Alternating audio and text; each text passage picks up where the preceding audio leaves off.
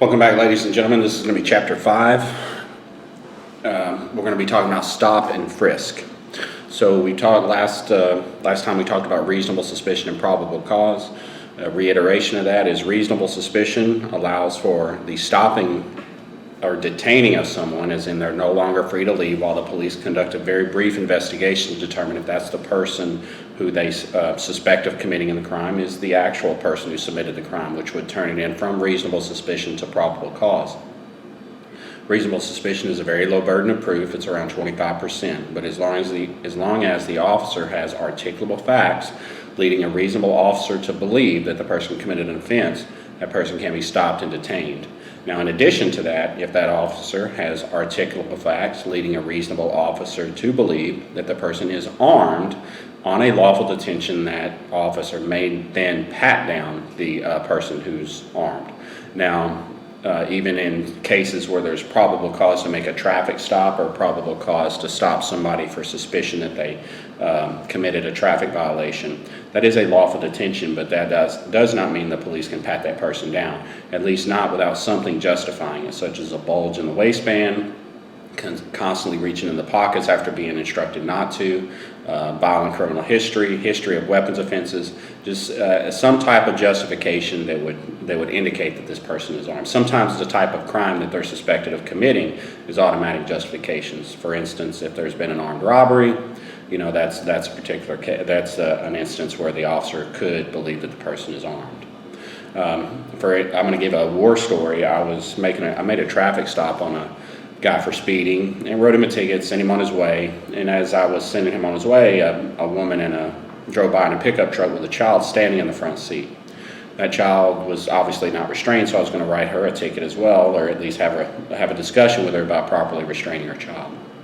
Made another traffic stop in the immediate area. This was in North Lake Charles on Interstate 10 West at Shattuck Street exit.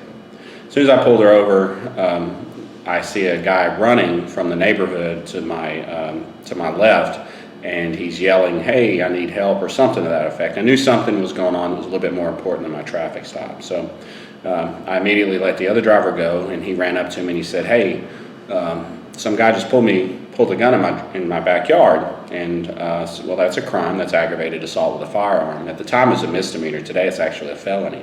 But still, it's a crime.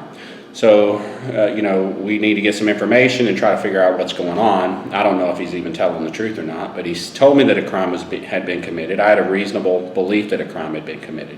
Therefore, my next question was what he looked like and where did he go. He said he was a black male wearing red jogging pants and a white t-shirt. He pointed in the direction that he went. It was to my west. So I hopped in the patrol car, made the next block, drove a little bit, and I see a black male wearing red jogging pants and a white t-shirt running in between houses, behind houses actually. So basically I had a lot of articulable facts there. I had a description, I had a crime, and I had someone who fit that description. So I called it in, waiting for backups on the way, and as we're running behind, or he's running behind houses, I don't chase people unless I absolutely have to, I'm sorry, let me rephrase that. When you're chasing someone, the best way to win at a foot pursuit is to not run, is to let them run and drive as far as you can. They'll tire out and then you can just get out and kind of finish it up at the end. It's cheating, but hey, that's what they made cars for. Cars are fast, people on foot are not. So I ended up, he didn't come out from behind the next house, so I thought he might be behind that house. And while he was running, I also saw him throw something out of his hand. It looked like it was a dark object. It had weight, as in it was not a piece of paper that kind of floated. It was heavy like a rock. Now I did assume that was a weapon. I thought it was a weapon, but when you write a report explaining what you're doing, you don't write down, "I saw a weapon," because I didn't. I was too far away. I wrote down the actual facts that I saw. I wrote in the report that I saw just what I told you, a dark object that appeared to have mass fly in a southwest direction over a fence, thrown by the subject. Now, I could have said it was a gun, but that would have been a lie. That would have been a conclusionary statement. It turned out it was a gun, of course. But it was, again, you write articulable facts, and that's what I saw. So he keeps running. I find him behind another house. He was actually waiting on me on the other side of the house. I went to the right. He was waiting on me to the left because I guess he thought I would follow him versus trying to cut off his escape path. And that's what I did. And I actually snuck up behind him. I did draw a weapon, pointed it at him, and told him to get on the ground. He complied. I waited on backup, put my weapon away. And then I cuffed the subject, not knowing for sure that he had committed the offense, but the type of offense it was very dangerous. It was acceptable under those circumstances to briefly detain the suspect based on reasonable suspicion, because he may not have done anything wrong. He may have just been out for a jog behind some people's houses. The object that he threw could have been something other than a gun. Or maybe the guy that told me that somebody pulled a gun on him, maybe the guy was lying. Either way, patted him down for weapons because I had articulable facts leading a reasonable officer, I think I was reasonable at the time, to believe that he was armed. Didn't find a weapon, and I picked him up, or got him off the ground. I took him and put him in the back of a patrol car, didn't ask him any questions yet. I sent other officers who had arrived on the scene to the area where I saw him throw what I thought was a weapon. I said, it's probably a gun, it's over there. They went and immediately found it. It was a 9-shot 22 revolver. It had 8 live rounds in it, 1 expended round. That's just what was found. So we've got the suspect who was described, the gun, and then we brought the victim over and said, hey, is this the person who pulled the gun on you? And we need more information at that point. I didn't have time to take a full report before I went and found the guy.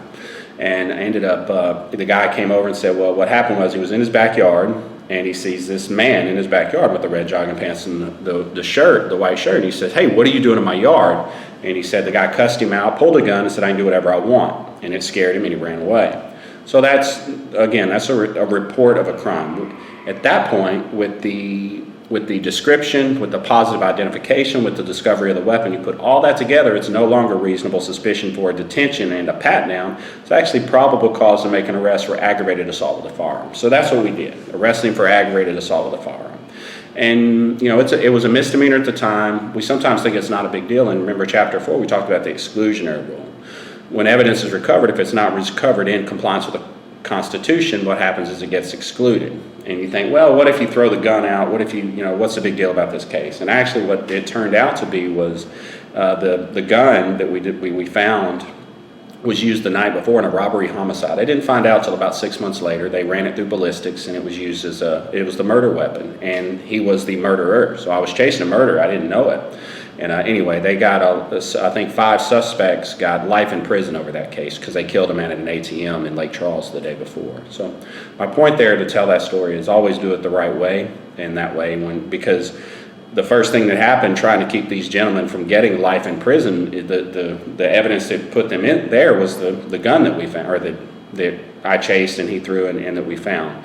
So without that evidence being allowed in, if it would have been excluded because I violated his rights in any way, then it would have been thrown out. So that's how they, just making sure you do it the right way every time, and because you never know when it's going to actually be important.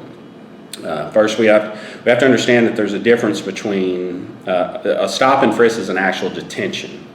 A voluntary contact is not. So if somebody's seen walking down the street, the officer may say, hey, can I talk to you for a minute? Well, that's not actually a detention. That's just an attempt at a voluntary conversation.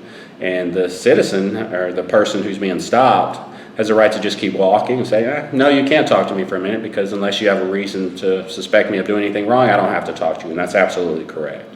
So that voluntary contact is not a detention. And it has no protection, Fourth Amendment protection. But if an officer tells someone, okay, you are detained, or they actually create an environment that leads a reasonable person to believe that they're not free to leave, that is a detention. And it's okay, police detain people all the time. They just must meet that minimum burden of proof of reasonable suspicion. Reasonable suspicion that a crime has been committed, and the person that they are stopping is the person who might have committed that offense. Again, it's not proof, it's not probable cause, it's not enough to make an arrest, but a detention is okay. If someone is stopped, they're not required to answer questions. Someone can be stopped and say, hey, we got a report of a bank robbery up the road. Did you rob this bank, or where are you coming from? The person can say, I'm not telling you anything. I don't talk to the police. And that's their right. I'm sure you've heard you have the right to remain silent covered by the Fifth Amendment. Well, that's absolutely correct. Now, in the state of Louisiana and many other states, on a lawful detention, there is a law that says a person has to identify themselves. And under Louisiana law, if a police officer stops someone and detains them legally, a lawful detention, they are required to give their identity. So in that, the only requirement there is they're required to give their name and address. But it's typically an officer is going to want to know more than that to make sure that, you know, he or she knows who they're talking to, like name, address, date of birth, driver's license number, show identification. So again, there is no legal obligation for a citizen to identify themselves to the police except on a lawful detention. So therefore, a traffic stop with probable cause to believe that someone's speeding, ran a stop sign, tail light out, that's actually a lawful detention, and they are required by law to identify themselves. There's been some police officers I've seen that get confused on this law. It's called 14108, resisting an officer. They said that they think that they can stop anybody and require them to identify themselves. That's, if you're a police officer listening to this, or going to be a police officer, you cannot force someone to identify yourself. I've heard Louisiana police officers say, hey, this is an identification state. If I ask you for your ID, you got to give it to me. They call it an ID state. Well, out of all 50 states, Louisiana is not an ID state. In fact, no state is an ID state. There's no law that requires someone to identify themselves to a police officer. Now, there are certain, there's not even an exception. If you go onto a military installation, that's a secure facility, and if you don't want to comply with their rules, then don't go on the military installation. You know, military police might be able to do that, but that, again, that's a whole different story. But if you're walking or going for a jog, police come up and say, hey, what's your name? You don't have to tell them by law. In no state in the United States of America is that required. So there is no such thing as an ID state. But again, on a lawful detention, if someone refuses to provide, excuse me, if someone refuses to provide their identity, they can be arrested for resisting an officer. So, moving on. When someone is stopped legally, an automatic frisk does not follow. Only time a frisk can happen is when the officer has reasonable suspicion to believe that they're armed. And I've covered that already, but I'm going to beat it to death. Reasonable suspicion that they're armed. So if I get suspected, if you suspect me and I fit the description, blue shirt and whatever pants that I'm wearing, you don't even know if I'm wearing pants because you can't see the bottom of the video. So that's a little comic relief for you. I am wearing pants. But if I get stopped, white male, blue shirt, just walked out of the local convenience store, the report is that I stole a slushie. I filled it up, walked out with it. It is a thing of monetary value, and therefore it is theft, violation of Louisiana Revised Statute 1467. You roll up, I'm within close proximity to the store, I'm holding a slushie, cherry. And so you get to pull up and say, hey, sir, you know, I need you to stop. And I say, I don't want to stop. And I say, well, you have to. You fit the description of somebody who stole a slushie. That's a crime. Okay, so, but that doesn't mean you get to stop me and pat me down, because right now you just think I might have committed a crime. You don't really have probable cause to believe it. We can get to that later. But I have to stop and I have to identify myself if the officer asks for my identification. I can do that by showing my identification, or I can even refuse to show my identification and just simply give it verbally. Yes, my name is Steve Thompson. My date of birth is whatever. Here's my driver's license number. Or most people don't know this, but the only thing legally required for me to give in Louisiana is name and address. With that said, but there's no reason to pat me down for weapons, because nothing in that story that I told you says that I might be armed. Now let's say he runs my name and date of birth and the person, or I come back with a concealed handgun license. Well, that's enough of an articulable fact to believe that I might be armed. Or I come back with several aggravated battery charges or aggravated assault charges, or I've been in prison multiple times for crimes of violence. There's a bulge underneath my waistband. My eyes are looking around for an escape route. I'm getting really, nervous, and my carotid artery is pounding out of my, bouncing out of my neck. Sweating profusely on a cold day. Something indicating that there's something more going on and there's a safety risk to the officer. As long as the officer has something, they can, that they can be articulated, they can pat me down. You can't just say, I patted the suspect down for officer safety. I see a lot of reports that just say, I patted the suspect down for officer safety, with no supporting articulable fact justifying that pat down. You have to remember, when an officer touches someone, it's usually against their will. And that's a big deal. Nobody wants a to be touched by another human being against their will. So officers are allowed to do that under limited circumstances. So officers need to take that seriously, because I guarantee you it's serious to the person that you're touching. So if you do that, I patted the subject down without legal justification, you become what I call Uncle Touchy. You know, the guy that goes around touching people who don't want to be touched. And that's fine as long as you have legal justification. If you don't, you're Uncle Touchy, you need to stop what you're doing. It is actually a criminal offense. It's called battery, when you touch somebody who doesn't want you to touch them. So again, if you write your reports, it says, I patted the subject down for officer safety, and that's the only justification you have, you can be sued, and that can and or criminally charged. There's few cases out there with criminal charges filed against police officers for which there have been convictions by the federal authorities for violating someone's constitutional rights under color of law. So again, articulable facts justifying the pat down. The pat down can only be of the outer clothing. It is not a search. It's looking for one thing and one thing only: weapons, weapons, weapons. And then you can look for, guess what? Weapons. You cannot look for drug evidence. You cannot look for anything else like that. Now, if the officer reaches into the pocket and feel, because the officer might feel a knife during the pat down of the outer clothing, or at least something the officer reasonably believes is a knife, I've actually got one right here. I'll show it to you. You can kind of see that this might be considered, if you felt this, you consider it you need to find out if it's a knife or not. And if you pull that out and something else comes with it inadvertently or accidentally, and it's, we'll say, a bag of drugs, that's covered under plain view, that's okay. But the officer cannot just search the pockets. Again, it's a pat down for weapons. If something could be a weapon, they're allowed to go in and get it. Now, maybe they reach in and they pull something out that could have been construed as a weapon, like a matchbox that could hold razor blades. Well, that's not, and they bring it out and they open it up and it turns out it's pills. Different jurisdictions have different rules on matchboxes, so you'll have to go with your agency training or local DA's office recommendation for that. The case that covers this, I told you you don't have to memorize cases. You don't, but sometimes you'll hear police call it a Terry stop. A Terry stop is based on the U.S. Supreme Court case of Terry v. Ohio in 1968. An astute detective was saw several subjects look like they were about to rob a place, casing a place for robbery. And they walking back and forth in front of the location. They're going in and out of the alley. It looks like they're getting ready. Well, this detective's like, I think they're about to rob that place. And when people rob something, they usually do it with a gun. So he goes up, and this is before it was ever even authorized. He goes up, detains all of them, pats them down, and finds guns, at least one. And so they charge the guy with illegal possession of weapons. Well, he did not have probable cause to believe that they committed a crime, because what they were doing could have been absolutely legal. They could have just been doing something kind of weird, but the officer gets to use his training. He knows what casing a location looks like. Now, they may not have been casing it, or that even better, they could have been casing the place, but they had no intent of robbing it with a gun. It could have been a strong arm robbery. They could have planned to go in and punch the owner in the face and then take everything. They would not have gotten in trouble at that point. They would have been just released, because you can't get in trouble unless they basically said, yeah, we're about to go rob this place. Then they could have got them for conspiracy. But most criminals don't just come out and say we were about to commit a crime. They'd have been like, we almost got caught. We better not rob this place, at least right now. So anyway, they were caught with weapons, and they were arrested not for robbery, but for illegal possession of a weapon.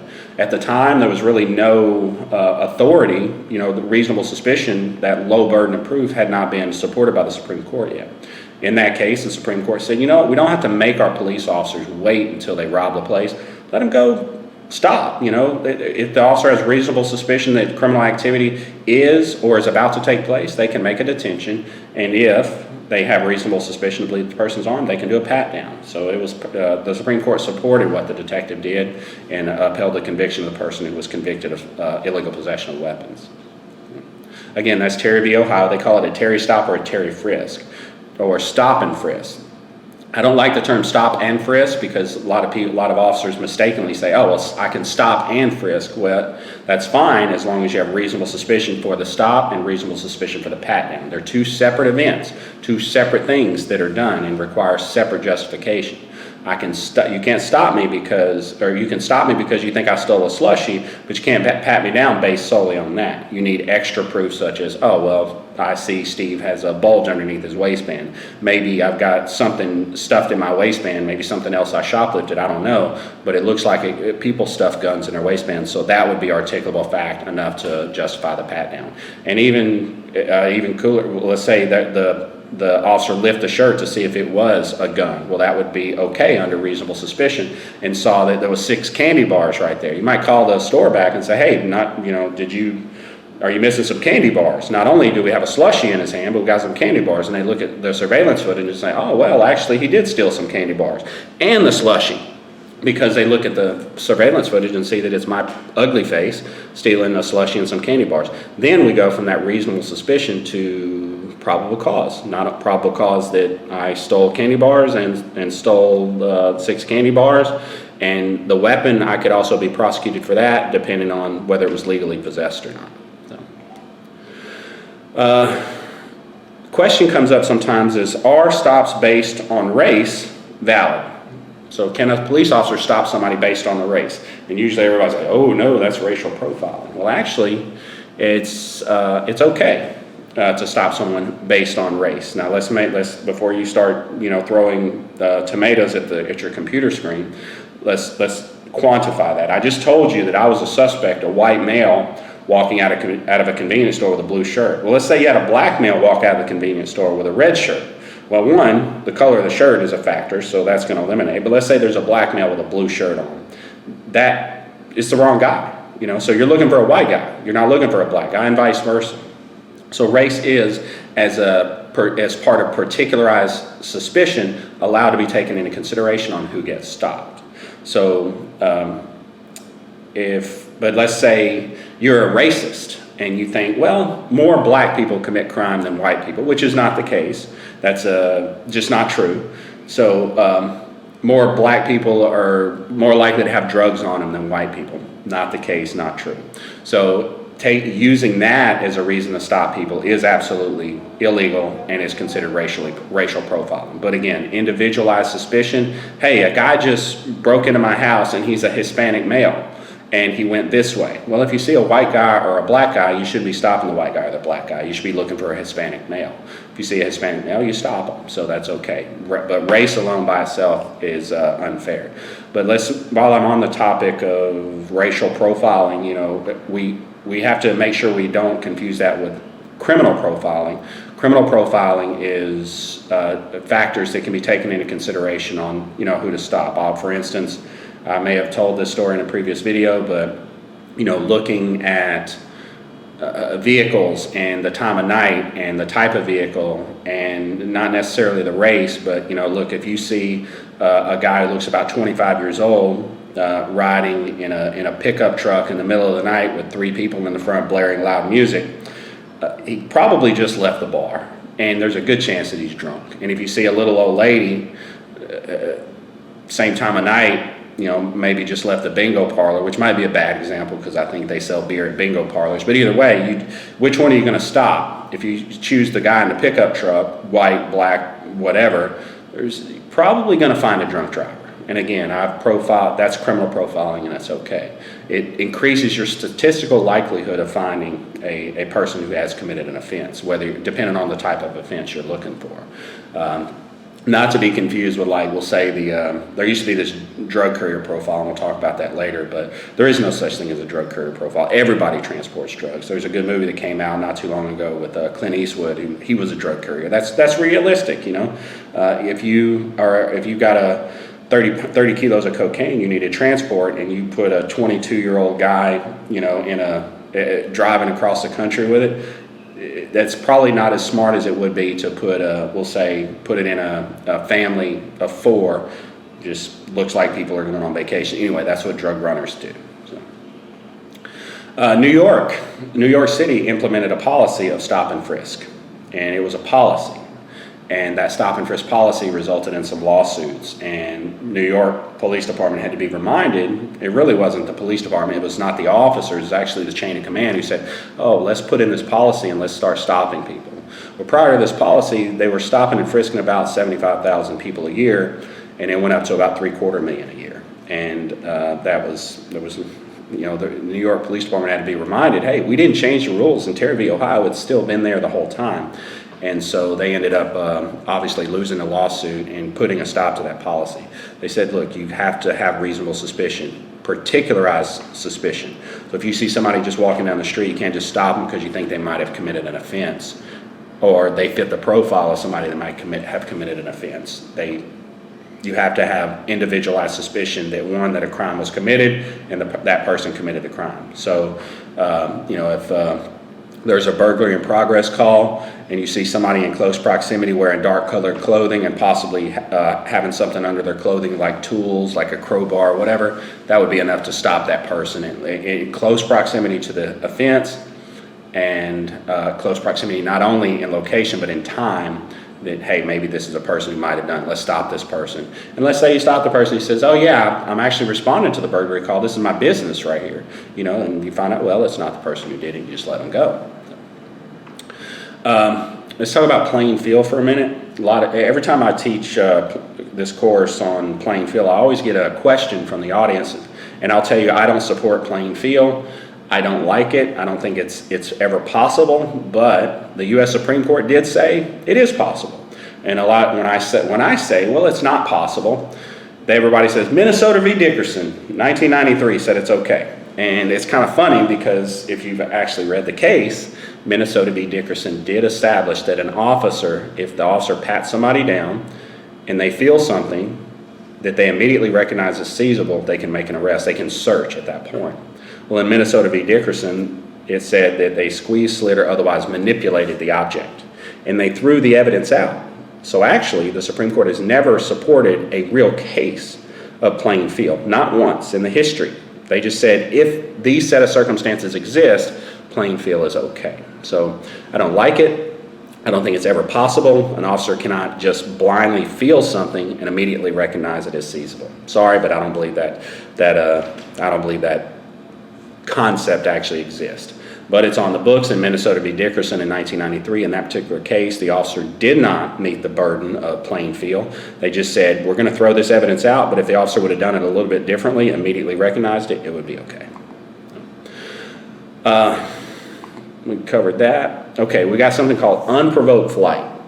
So if someone sees the police and just starts running for apparently no reason, that is one of the limited situations where the officer doesn't have a report or suspicion of a crime, and so they can legally stop the person. Like, for instance, let's put a scenario on it.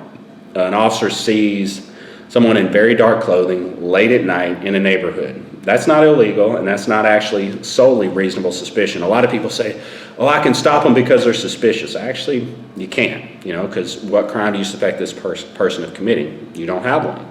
But if a person actually just sees the cops turn the corner and then bolts, starts running, then that's considered under Illinois v. Wardlow, a case in 2000, of unprovoked flight, and that gives the officer reasonable grounds to stop the person.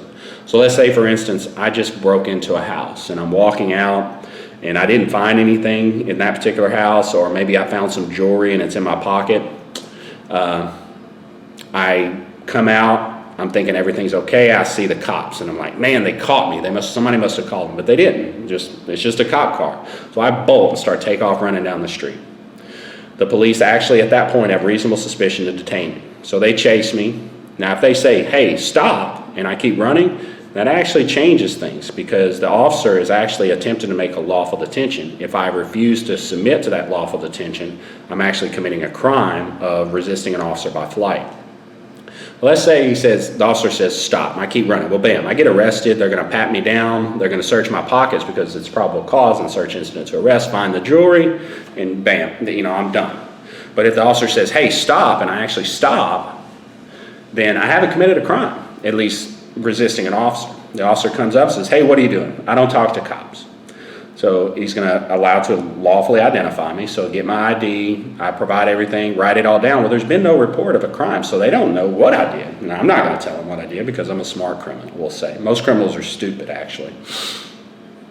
So they pat me down for weapons, we'll say, because it's late at night, high crime area, I did run, so that's an unknown factor. That would be enough articulable facts to lead a reasonable officer to believe that I'm armed, and it would be okay for the officer to pat me down for their safety. Again, with those articulable facts, late at night, I ran, and they don't know what crime I just committed, but there's definitely reasonable suspicion to believe that I just did commit a crime. But they patted me down, they shouldn't feel those rings and go, oh, that might be a weapon, or oh, that is immediately recognizable as seizable stolen property. It's not. They ask to search my pockets. I say no. Okay, so basically what happens at that point, there's been no report of crime. They're gonna let me go. Of course, the next morning when the people wake up whose house I just broke into, they're gonna pick up the phone and call 911 and say, hey, somebody broke into my house. And once they do that, of course, guess what? They're going to have my information written down from that stop, and they can come and get me later. But under those circumstances, they just have to let me go. But if someone just unprovoked runs from the police, that's not a crime until the police say stop. But that is considered reasonable suspicion that criminal activity is afoot, and they can't make a detention based on that. So. All right. A vehicle can be patted down for weapons. So on a traffic stop, so let's say a police officer stops a person for speeding.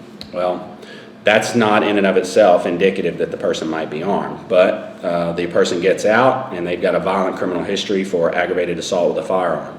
Then we have articulable facts leading a reasonable officer to believe that this person might be armed. Therefore, the officer can pat down the driver and also pat down the interior of the vehicle. When I say pat down, you're actually just looking. They can't look for evidence, but they can say, okay, what am I looking? Where can I look that my weapon might reasonably be? Under the seat, in the door jamb, in the console, in the glove compartment, in the trunk underneath the spare tire? No. Absolutely not.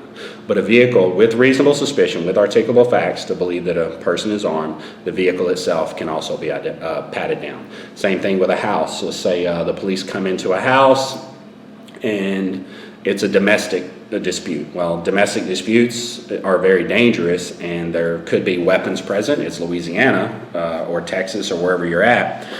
There's always the consideration of weapons when you're dealing with a crime of violence, which is a domestic abuse battery. So therefore, those are enough articulable facts to believe that a person is armed, so that person can be patted down. Let's say you're in the living room and you want to set them down on the couch. Well, check in between the couch cushions and underneath the couch for a shotgun or anything like that to make sure that the person you're detaining, as long as it's a lawful detention, that's okay. Now again, you have to have a lawful detention. If somebody says, hey, my next door neighbors are yelling at each other, and you show up, that's actually not a crime, it's not illegal to yell at each other. But if the police want to show up and say, hey, what's going on here? Oh, we're having an argument about whether to go to Taco Bell or Burger King for supper. Everything's fine now. And she says, yeah, everything's fine now. Well, there's really no reasonable suspicion to detain, so, for domestic abuse battery. Again, if somebody calls and says, hey, my neighbor is beating up his wife, or my neighbor's wife is beating up her husband, that's a report of a crime. But two people arguing is not. So, of course, it's not a bad idea for the police to go and just make sure that everything's okay. But again, that's not a report of criminal activity. It's just a report of people arguing with each other. So again, we have to have reasonable suspicion, lawful detention before a pat down can be made with reasonable suspicion that the person might be armed. Station house detention. All right, so station house detention is essentially the process of bringing somebody into the station and holding them there. Now, as long as there's probable cause for an arrest, that's okay. Otherwise, Ville, Platte, and Evangeline Parish were doing this. They had this, it was called an investigative hold. They said, hey, we want to talk to Steve about, we think he might be involved in something. If I just wrote that down, I think Steve might be involved in something. That should be enough for you to say, well, that's not enough. That's not even reasonable suspicion. Definitely not probable cause.